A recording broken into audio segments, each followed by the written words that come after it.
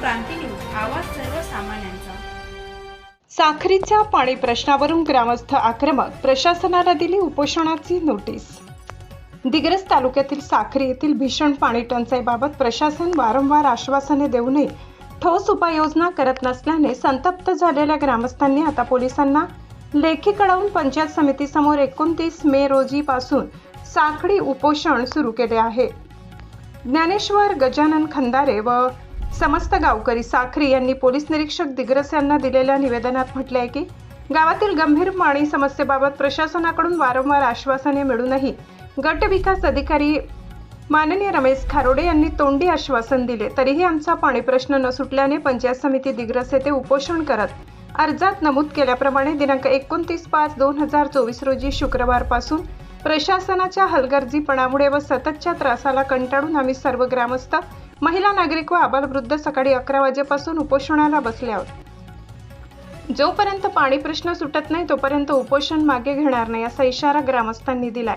तालुक्यात 15व्या वित्त आयोगाचा निधी मोठ्या प्रमाणात खर्च झालाय, मात्र साखरी गावाला पाणी ही मूलभूत सुविधा मिळाली नाही, त्यामुळे निधी गेला कुठं असा सवाल ग्रामस्थ विचारत आहेत। भर उन्हाळ्यात पिण्याच्या पाण्यासाठी वणवण करावी लागत असल्याने ग्रामस्थांमध्ये तीव्र संताप आहे। दरम्यान उपोषणाची सूचना पोलिसांना दिल्याने पुढील कायदा व सुव्यवस्थेचा प्रश्न निर्माण होऊ नये अशी विनंती अर्जात करण्यात आली आहे। महाराष्ट्र क्रांती न्यूज, अशोक जाधव, दिग्रस।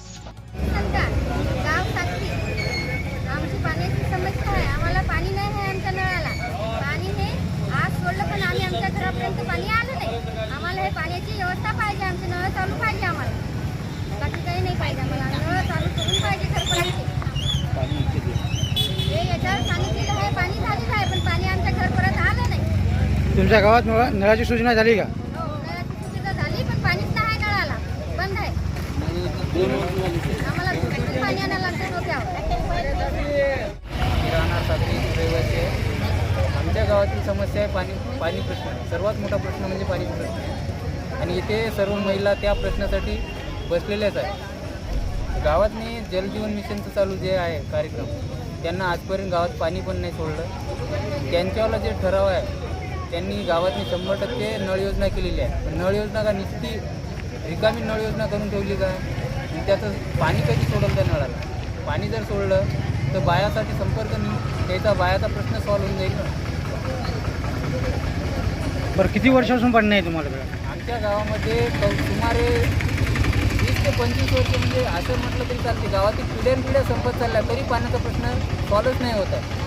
पाणी अजून पाण्यात 2 टाके झाले आमच्या गावामध्ये 2 पाण्याचे टाके ग्रामपंचायतनं तुम्हाला पाण्याची सुविधा काही केली नाही का? काही सुविधा नाही आहे। गावातून समजा फेटरीतून पाणी आणते, ते बी 300 रुपये टाकीप्रमाणे पाणी आणणं, विकत पाणी आणणं चालू आहे।